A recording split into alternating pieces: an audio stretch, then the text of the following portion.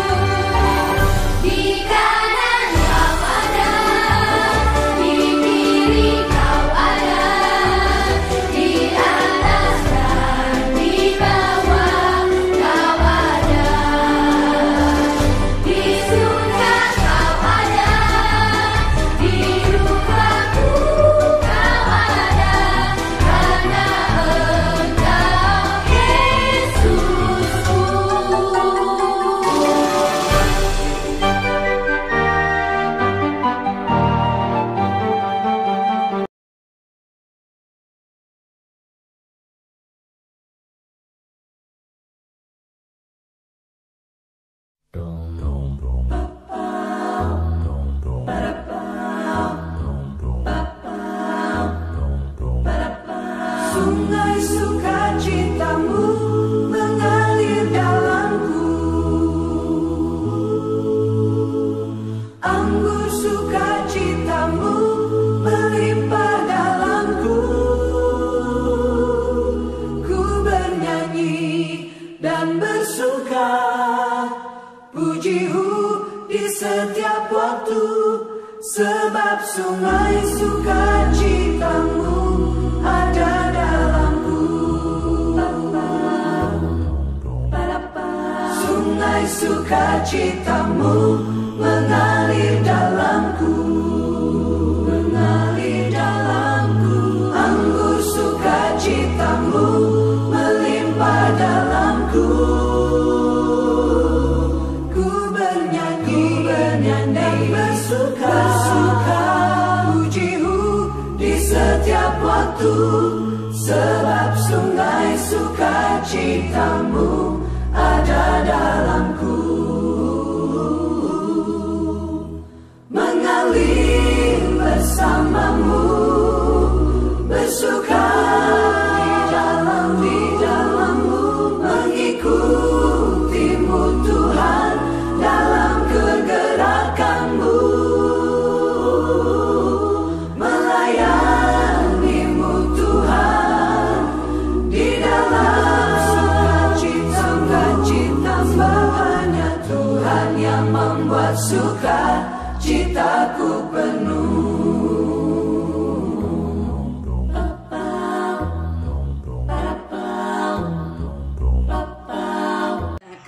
membaca firman Tuhan, kita berdoa. Tuhan Yesus, kami akan membaca firman-Mu, kuduskan kami karena firman-Mu kudus, dan berikan kami pengertian agar kami mengerti firman-Mu. Tolonglah kami agar kami menjadi pelaku firman-Mu. Dalam nama Yesus, berfirmanlah kepada kami. Amin. Pembacaan firman Tuhan dari Markus pasal 2 ayat 1 sampai dengan ayatnya yang ke-10. Begini bunyinya, Markus pasal 2 ayat 1 sampai dengan 10. Orang lumpuh disembuhkan. Adik-adik juga akan membacanya. Kemudian sesudah lewat beberapa hari, waktu Yesus datang lagi ke Kapernaum, tersiarlah kabar bahwa ia ada di rumah. Maka datanglah orang-orang berkerumun sehingga tidak ada lagi tempat, bahkan di muka pintu pun tidak. Sementara ia memberitakan firman kepada mereka, ada orang-orang datang membawa kepadanya seorang lumpuh, digotong oleh 4 orang. Tetapi mereka tidak dapat membawa kepadanya karena orang banyak itu. Lalu mereka membuka atap yang di atasnya. Sesudah terbuka, mereka menurunkan tilam tempat orang lumpuh itu terbaring. Ketika Yesus melihat iman mereka, berkatalah ia kepada orang lumpuh itu, "Hai anakku, dosamu sudah diampuni." Tetapi di situ ada juga duduk beberapa ahli Taurat. Mereka berpikir dalam hatinya, "Mengapa orang ini berkata begitu?" Ia mengucap, "Allah, siapa yang dapat mengampuni dosa selain daripada Allah sendiri?" Tetapi Yesus segera mengetahui dalam hatinya bahwa mereka berpikir demikian. Lalu ia berkata kepada mereka, "Mengapa kamu berpikir begitu dalam hatimu? Manakah lebih mudah, mengatakan pada orang lumpuh ini, dosamu sudah diampuni, atau mengatakan, bangunlah, angkatlah tilammu dan berjalanlah? Tetapi supaya kamu tahu bahwa di dunia ini Anak Manusia berkuasa mengampuni dosa." Berkatalah ia kepada orang lumpuh itu, "Kepadamu kukatakan, bangunlah, angkatlah tempat tidurmu dan pulanglah ke rumahmu."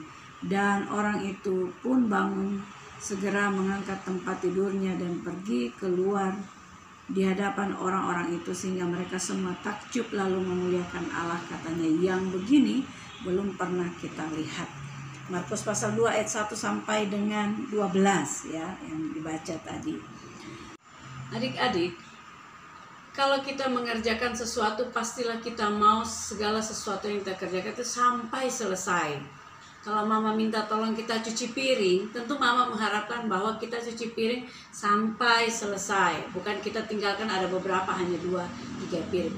Nah, kebiasaan untuk menyelesaikan tugas sampai tuntas itu sangat bagus. Dan apalagi kita melakukan itu bukan hanya untuk diri kita, tapi untuk orang lain. Nah, 4 orang tadi melakukan tugas untuk kebaikan orang yang sakit lumpuh tadi supaya dia sembuh. Tetapi apa yang terjadi? Ada halangan, ada banyak orang yang menghalangi dia bertemu dengan Yesus untuk mendapatkan penyembuhan dari Yesus. Tetapi 4 orang ini tahu bahwa mereka harus mentuntaskan tugas mereka. Mereka harus membawa orang ini kepada Yesus apapun, sehingga mereka dapat naik dan membuka atap dan lalu menurunkan orang tepat di hadapan Yesus, dan orang yang sakit itu sembuh. Kenapa? Yesus melihat iman 4 orang itu. Karena Yesus melihat, dikatakan, maka Yesus melihat iman 4 orang itu, bagaimana mereka berusaha, bagaimana mereka mengalahkan segala rintangan untuk dapat menghadirkan kebaikan bagi orang yang lumpuh ini, supaya dia ada di depan Yesus dan mengalami penyembuhan. Yesus sedang mengajarkan supaya melakukan sesuatu yang baik, bukan hanya untuk diri kita, tapi juga untuk orang lain, itu harus tuntas, jangan setengah-setengah. Nah, ketuntasan itu pun harus ada dalam jiwa kita. Kalau mengerjakan sesuatu dalam hidup kita setiap hari, membantu orang tua harus tuntas, jangan setengah-setengah. Melakukan segala sesuatu harus tuntas, karena dengan ketuntasan itu Tuhan memberkati kita, Tuhan melihat kita.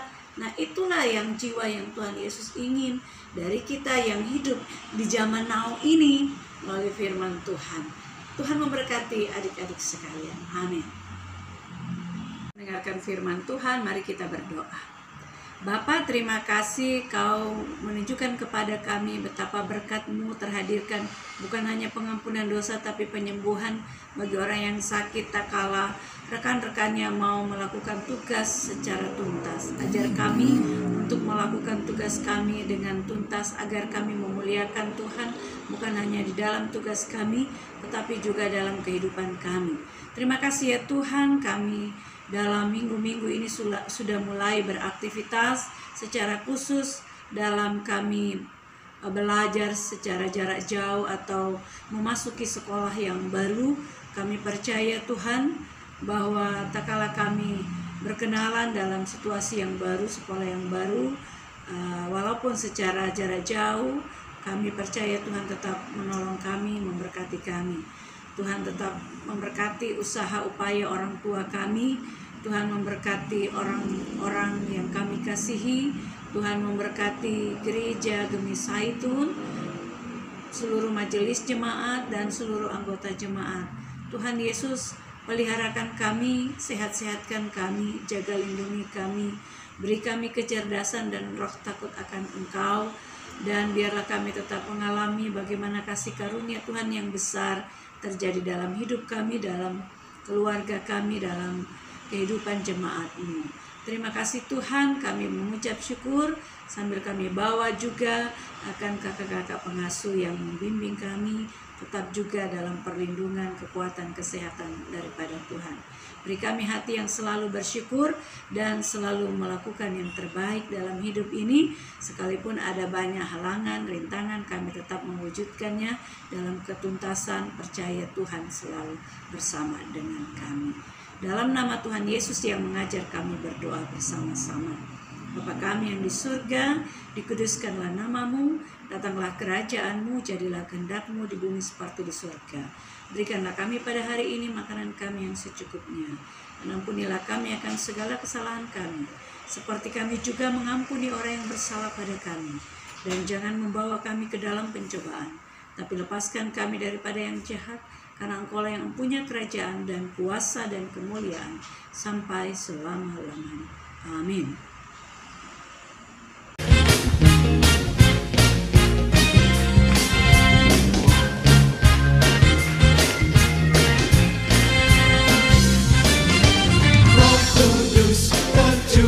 Di tempat ini, urapannya yang ajaib memulihkan umatnya. Roh Kudus tercurah bagi gerejanya,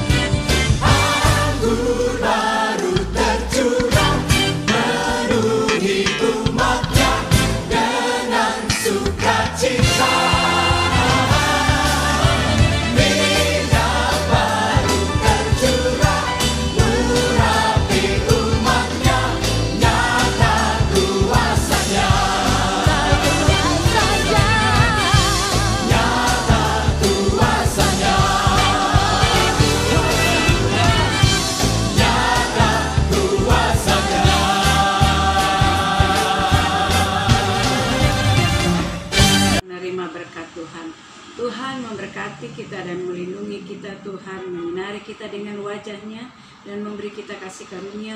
Tuhan menghadapkan wajah-Nya kepada kita dan memberi kita damai sejahtera. Amin.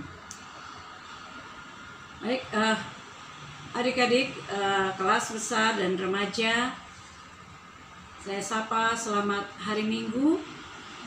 Tuhan memberkati kita, saudara adik kami Felix, Jessica, Esi, Jolie, Natalia, Marsha, Dev, Beka, Ekin, Daniela, Bebe, Jonathan, Richie, Sigi, Ebi, Eki. Ada mungkin yang lain ya yang tidak terbacakan atau tidak teringat. Mohon maaf, tapi tolong disampaikan.